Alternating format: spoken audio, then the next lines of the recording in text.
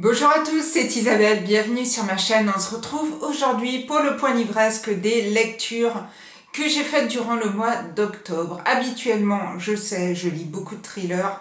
Aujourd'hui, si vous aimez les thrillers et que les thrillers, passez votre chemin parce que je n'en ai pas vraiment à vous présenter. Quand je dis vraiment, c'est parce que j'ai commencé le mois d'octobre en voulant lire Le Gibier de Nicolas Lebel. J'ai commencé à lire le livre et au bout de une soixantaine de pages, je me suis pas sentie de continuer. Pas vraiment parce que l'écriture ne me plaît pas, parce que j'aime beaucoup l'écriture de Nicolas Lebel, mais c'est juste que j'arrivais pas à accrocher au bouquin. Peut-être que je le relirai plus tard, mais c'est vrai que là, c'était pas vraiment le bon moment. Si vous avez suivi mes péripéties du mois de septembre, actuellement, j'ai des petits soucis au niveau lecture, donc je voulais me lancer dans quelque chose de plus simple, une lecture un peu plus abordable, et je me sentais pas avec le livre de Nicolas Lebel. Du coup, j'ai passé un mois sans thriller. On va donc commencer par le premier livre que j'ai lu. Le premier livre que j'ai lu durant ce mois d'octobre, c'est Un amour retrouvé de Véronique Debure et c'est paru aux éditions Flammarion. On est ici avec Véronique qui va parler de sa mère. Sa mère a perdu son mari, c'est-à-dire le père de Véronique, et elle va à 73 ans retrouver l'amour, un amour qu'elle avait connu quand elle était jeune, et elle va retomber amoureuse de cet homme. Et on va donc suivre cette histoire avec cette mère qui veut refaire sa vie, et une fille qui n'en a pas toujours envie, et c'est un peu ce qui m'a gênée dans le livre. C'est très facile à lire, elle parle donc elle-même de sa mère, et moi ce qui m'a gênée, c'est cette fille qui ne comprend, elle comprend en fait que sa mère veut refaire sa vie, mais ce qu'elle a du mal à laisser, c'est l'amour que sa mère lui portait et qu'elle porte du coup une autre personne que son père, parce que forcément c'était son père, donc elle acceptait Véronique. Mais là, elle laisse partir sa mère et elle laisse sa mère vivre sa vie, et ça, Véronique, elle l'accepte pas. Et c'est ce qui m'a un peu gênée dans le livre, c'est que tout au long du livre, elle fait un peu sa petite capricieuse Véronique, et du coup, moi ça m'a gonflé. Au contraire, je trouvais ça génial que sa mère refasse sa vie, et là, voilà, c'est vraiment ce qui m'a déçu dans ce livre. Ça se lit sinon très facilement, c'est mon point de vue. C'est sûr que moi ça m'a gonflé de voir Véronique comme ça. Maintenant, si vous voulez vous faire votre opinion, n'hésitez pas à le lire. Peut-être que ça ne vous gênera pas plus que ça, et ça vous fera passer un bon moment de lecture. En tout cas, ça se lit très vite. Ensuite, alors je retire le petit papier. Ça me gonfle ces papiers.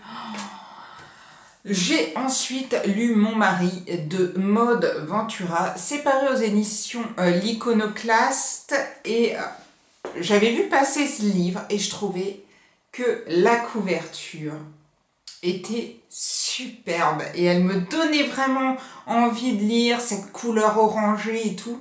Ça m'a appelée.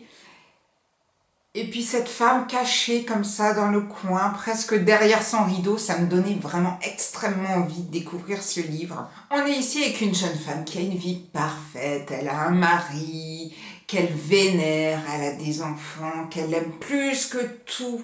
Elle a de l'argent, elle a vraiment de la facilité dans sa vie. Tout va bien pour elle. Et là, on va vivre une semaine dans la vie de cette femme, et cette femme va nous parler de l'amour inconditionnel, l'amour qu'elle peut porter à son mari dont on ne connaît pas le nom non plus. Et elle parle de son mari, et elle en parle, elle l'aime, elle ferait tout pour son mari. On se croirait un peu dans Desperate Housewives, avec ce personnage de Brie Van de Camp. Vous voyez, la femme vraiment parfaite, qui a une maison parfaite, des enfants dans Desperate Housewives, c'est pas forcément le cas, mais elle voudrait des enfants parfaits, un mari parfait, être parfaite, être la femme vraiment dévouée à son mari. Et c'est ce qu'est cette femme dans ce roman. On va donc suivre l'amour d'une femme pendant une semaine pour son mari et ce qui va se passer jour par jour. Et on va donc suivre tout ça. Dit comme ça peut paraître ouais, un peu gonflant, quoi. C'est vrai, qu'est-ce que si elle aime tellement son mari, qu'est-ce qu'on va se faire chier pendant une semaine à suivre toutes les petites attentions qu'elle peut avoir pour lui, à scruter un petit peu tout ce qui peut se passer dans sa vie. Mais c'est drôlement bien fait, c'est vachement bien fait comme bouquin. Quand j'ai commencé à le lire, j'ai eu ce côté « Oh là là, mais mon Dieu, mais c'est quoi ce livre ?» Et puis en plus, elle en parle à chaque fois « Mon mari, mon mari, mon mari ». Je dis « Oh là là, ça va pas le faire pour moi, ça va pas le faire du tout ». Et en même temps, il y avait un petit truc qui me disait « Lis-le, lis-le, continue, continue, continue ». C'est pas le coup de cœur, mais alors on en est franchement pas loin. C'est vachement bien écrit. C'est pile poil ce que j'avais besoin de lire et je ne peux que vous encourager à découvrir ce roman parce qu'il y a quand même quelque chose de différent de tous les autres romans qu'on peut lire. J'ai vraiment beaucoup aimé La Plume de Maud Ventura et j'ai beaucoup aimé cette histoire. Lisez-la, franchement, faites-vous votre opinion, mais je pense pas que vous serez déçus parce qu'il y a vraiment des petites choses qui se passent et dans la vie d'une femme parfaite, il peut parfois y avoir des accros. Et franchement, c'est vachement bien fait. Après avoir terminé celui-ci, j'ai continué aux éditions L'Iconoclaste. Décidément, j'en lis beaucoup ces temps-ci, malgré un que j'avais arrêté, je me souviens plus lequel, le mois dernier. Là, j'en ai lu 2 de rang et j'ai lu Seule en sa demeure de Cécile Coulon. La couverture est une nouvelle fois sublime, franchement, vraiment magnifique. J'avais lu Une bête au paradis de Cécile Coulon, j'avais beaucoup aimé et celui-ci m'est tombé entre les mains et j'ai vraiment eu envie de découvrir cette histoire. Décidément, Cécile Coulon, j'aime beaucoup sa façon d'écrire. Et là, on est une nouvelle fois pris dans cette histoire. Moi, j'ai vraiment adoré. On est ici avec le personnage d'Aimée. Aimée est une jeune fille et elle va se retrouver mariée, un peu un mariage arrangé, avec un jeune homme qui habite au domaine Marchère. Je me souviens plus de son nom. Candre. Oui, forcément, c'est pas un nom qu'on voit partout. Aimée va donc se retrouver mariée à Candre. Candre a perdu sa femme, la première femme qu'il avait eue, elle est morte, et il va donc se remarier avec Aimée. Et ils vont habiter tous les deux dans la demeure de Candre, qui s'appelle le domaine Marchère, parce que c'est Candre Marchère. Et dans cette belle demeure, Aimée va devoir devoir se faire à la vie de ce nouveau mari, à ce qui s'est passé dans sa vie avant qu'il la connaisse et comment Aimée va réussir à se faire sa place avec Henria, qui est la servante qui a élevé finalement Candre, qui a perdu ses parents très tôt, et Henria qui a aussi eu un autre enfant, elle en a eu qu'un d'ailleurs, mais qui a vécu des choses aussi terribles dans sa vie. Et on va donc suivre cette histoire dans ce domaine, dans ce petit château avec cet immense parc, sublime aussi. J'ai adoré. Pas vraiment de coup de cœur non plus. Il a manqué un petit quelque chose comme le livre de Maud Ventura. Mais super lecture. Franchement, si vous avez aimé Une bête au paradis, vous allez adorer celui-là. C'est sûr. Et j'ai adoré suivre cette histoire et j'ai adoré tous les personnages, comment ça a été mis en scène et toute cette atmosphère qui tourne dans ce château et comment tous les personnages réagissent à différentes choses. C'est sublimement écrit et voilà. Encore une très belle lecture qui n'est pas un thriller mais une très très belle lecture. Je vous encourage à le découvrir également. Et on va passer à mon coup de cœur. Et là, ça a été un immense coup de cœur. Mais vraiment, ce roman, je ne m'en suis toujours pas remise alors qu'on est le 8 novembre et que j'ai dû le terminer, oui, ouais, peut-être mi-octobre, fin octobre. Ce roman, c'est une bombe. Je l'avais vu, j'en avais entendu parler dans l'émission de Valérie Expert avec Gérard Collard. Alors, Gérard Collard et Valérie Expert, je suis parfois d'accord avec leur choix, des fois un peu moins, mais alors là ça a été la bombe. Et ce roman, je ne peux que vous encourager tous à le découvrir. Il est fantastique, en approche de Noël, c'est vraiment un cadeau que vous pouvez faire les yeux fermés. C'est L'Embuscade d'Émilie Guillaumin, c'est paru chez HarperCollins. Et waouh, juste waouh, j'ai été pris dès la première ligne presque, dès le premier chapitre, on est pris dedans. On est ici au mois d'août et on est avec le personnage de Clémence. Clémence est mariée à Cédric et Cédric est parti en mission pour l'armée, puisqu'il travaille dans l'armée. Et il est parti en mission, elle ne sait pas vraiment où, parce que quand il part en mission, il ne lui dit pas où il va. Et Cédric va se retrouver en fait pris dans une embuscade, d'où le titre du roman. Et on va donc suivre la vie de Clémence une fois que Cédric a disparu, et comment cette femme et les autres femmes, puisqu'il n'a pas été pris tout seul dans l'embuscade, il y avait plusieurs autres hommes avec, comment toutes les femmes de ces hommes vont réussir à reprendre la vie, à revivre après la perte de leur compagnon ou de leur mari. Et je trouve que ça a été sublime comme lecture. C'est superbement écrit, les personnages sont géniaux. Dès que vous commencez à rentrer dans l'histoire, vous êtes dedans. Je vous dirai pas la fin, mais oh là là, la fin, mais c'est un truc de dingue, c'est un truc de fou. Je suis rarement touchée autant par un roman. Et c'est vrai que c'est souvent des thrillers, donc des fois, j'ai été pris par un livre d'Henri Lovenbruck que j'avais adoré, enfin même deux que j'avais adoré.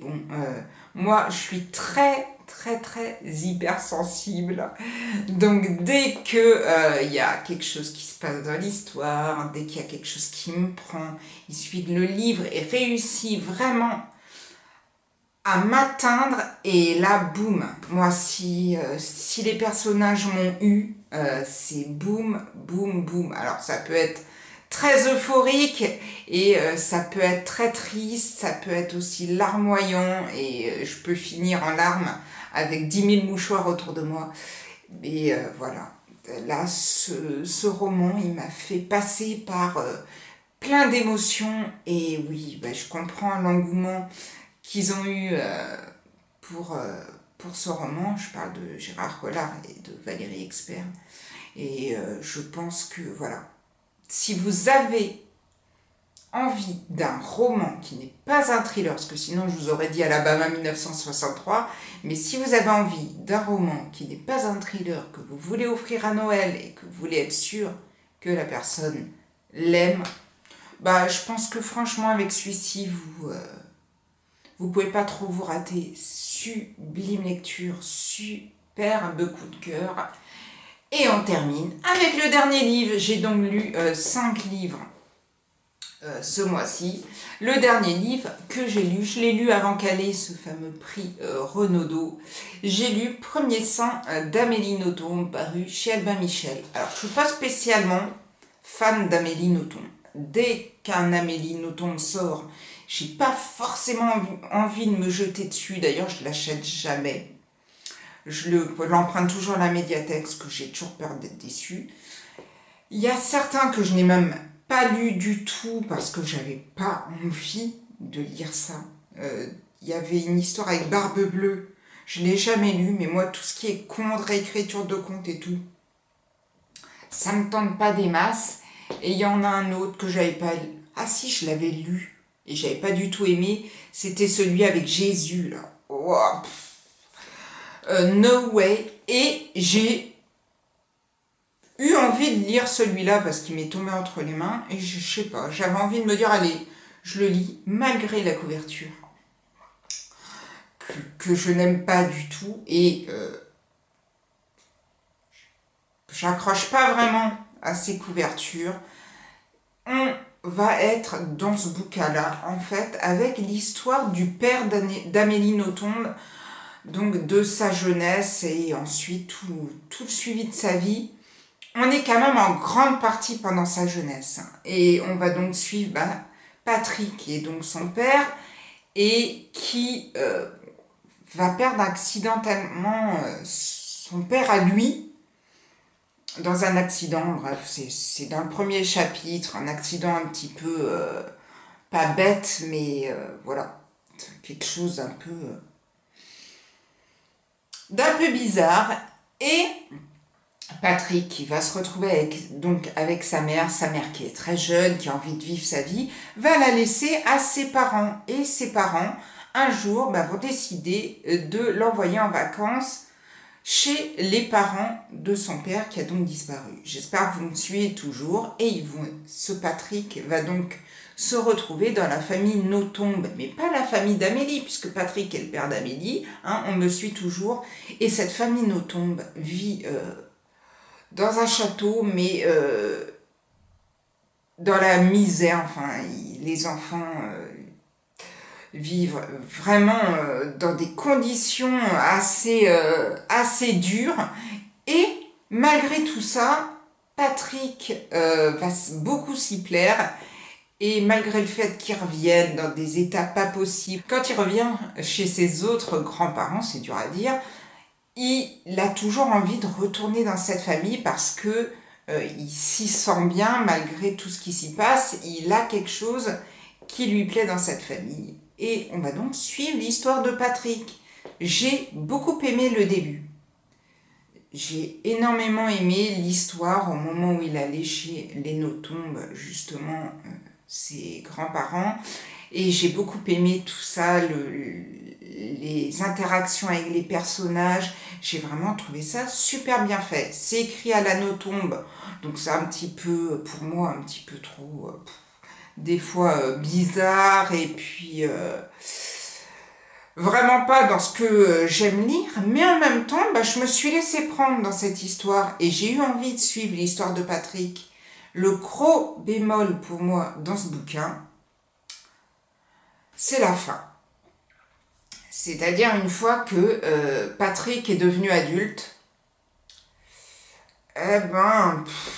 voilà, j'ai pas vraiment aimé comment on arrive à la fin, et puis voilà, j'ai moins accroché. J'ai perdu en fait toute cette magie du début, et je l'ai perdue après. Et vraiment pour moi la fin, c'est un gros bémol. On a eu l'impression que elle a vraiment pris beaucoup de plaisir à écrire le début. Elle a vraiment pris beaucoup de plaisir à écrire la vie comme ça de son père, mais que à la fin, je sais pas, ça l'a gonflé peut-être un peu et qu'elle a eu envie de passer très très vite. Et moi, voilà, j'ai eu ce sentiment où je me suis dit, c'est un peu bâclé, et puis bon, c'est pas hyper passionnant, la vie de cet homme à l'âge adulte. Maintenant, elle a eu le prix Renaudot. Est-ce que c'est mérité ou pas? Parce que alors là, cette année, on a un grand éclat au niveau des prix. Oui, les prix sont-ils mérités? Les personnes achètent-elles encore les prix littéraires et tout? Je dois vous avouer que j'achète rarement les prix littéraires, que ça m'intéresse pas plus que ça. Que des fois, quand j'ai lu un livre et que le livre a le prix après, je me dis ouais, c'est entièrement mérité. Des fois, je lis les prix une fois qu'ils les ont eus. Parfois, j'aime. Parfois, je suis très déçue aussi. Je pense au livre au Goncourt de Nicolas Mathieu, Leurs enfants après eux, un truc comme ça. C'était ce bouquin-là. Et j'avais pas non plus aimé le Jean-Claude Dubois. Oh, j'espère que je me gourre pas dans son prénom. Mais j'avais pas non plus aimé celui-là. Et je vous avouerai que le Goncourt de cette année me motive pas plus que ça, donc je suis pas sûre de le lire. J'avais lu celui-ci avant quel est son prix. Donc du coup, voilà, je me suis fait mon opinion. Maintenant, est-ce que je lirai des autres romans? Pas spécialement. Je lis un petit peu ce que je vois passer qui pourrait me plaire ou ce qui me donne envie. Avec, par exemple, les belles couvertures comme le livre de Maud Ventura. Vraiment, quand j'ai vu ce livre, quand j'ai vu cette femme à la chevelure rose près de son rideau et tout, je me suis dit, mais qui est cette femme? Et ça m'a donné envie de lire le bouquin. Pareil pour celui-ci, cette couverture avec ce ciel rouge et cette maison mystérieuse, forcément, ça me donnait envie.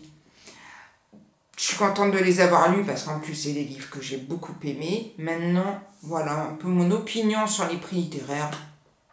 Je pense pas que je lirai le Goncourt. Maintenant, on n'est pas à l'abri que quelqu'un me dise « Wow, t'as lu le dernier Goncourt, c'était génial, vite, lis-le !» Et je le lirai. Mais bon, là, pour le moment, je suis pas hyper motivée. C'est vrai que pour moi, les prix sont passés comme ça et j'ai rien vu. Je ne sais pas vous, votre opinion un petit peu sur les prix littéraires. Si vous en avez lu, n'hésitez pas à me donner votre avis.